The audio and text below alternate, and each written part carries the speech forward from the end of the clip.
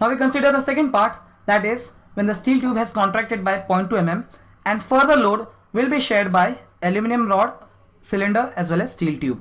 So part 2, beyond 0.2 mm steel contraction, let the further additional load on the composite section be denoted as P dash. Now as we discussed, at this point of time our structure becomes statically indeterminate structure, so we use the static equilibrium equation, which is nothing but a force balance equation. So we have PS plus PAL is equal to minus P dash, and let this be equation 1. Now since the safe stress for steel is 95 megapascal and it has been already stressed up to 16.79 Newton per mm square, so the remaining amount of stress it could sustain will be given as 95 minus 16.79, and that is equal to 78.20 Newton per mm square. So this shows that there is more scope for the load to be added so that the safe stress in the steel is not exceeded, and this much is the amount of stress the steel can further sustain. Whereas for aluminium, which has not yet been loaded, safe stress is still 65 Newton per mm square or megapascal. Now we write down the compatibility equation. A compatibility equation beyond 0.2 mm steel contraction will be given as, now after 0.2 mm steel contraction, since the load shared by steel tube and aluminum rod is same, the deformation, the contraction from there on in the steel tube as well as solid aluminum cylinder will be same. So our compatibility or deformation equation is delta L of steel tube is equal to delta L of aluminum cylinder. 4417.86 upon 2827.4 multiplied by 0.7 into 10 to the power 5 upon 70 into 10 to the power 3 upon 210 into 10 to the power 3 multiplied by PS. So from solving this we get PAL as 0.52 times of PS, and let this be equation 2. So from this equation we can see that the load in aluminium is 0.52 times or nearly half of that of steel. Now how we get this? As you can see, the area of aluminium is almost twice that of area of steel.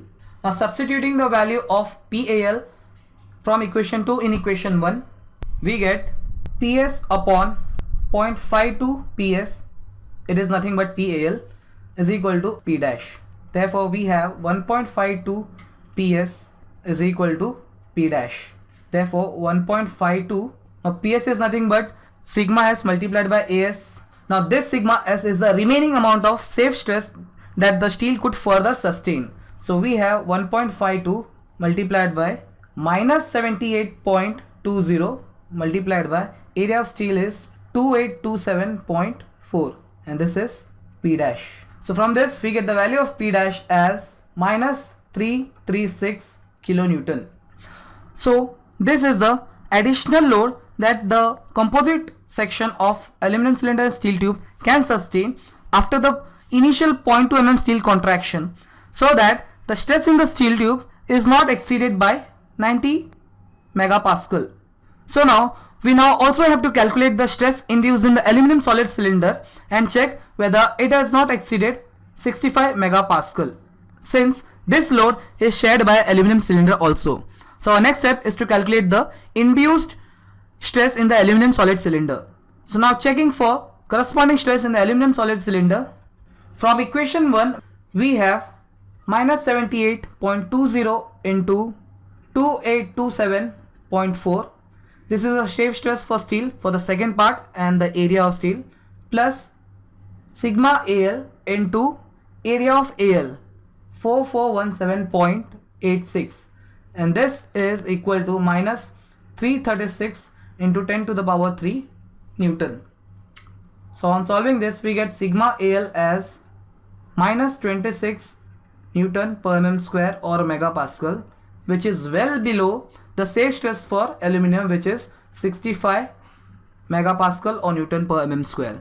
So hence we can say that when the steel has been subjected to the maximum permissible safe stress of total of 90 megapascal, 78.20 in the second part, whereas minus 16 in the first part. The corresponding stress induced in the aluminum is only 26 Newton per mm square.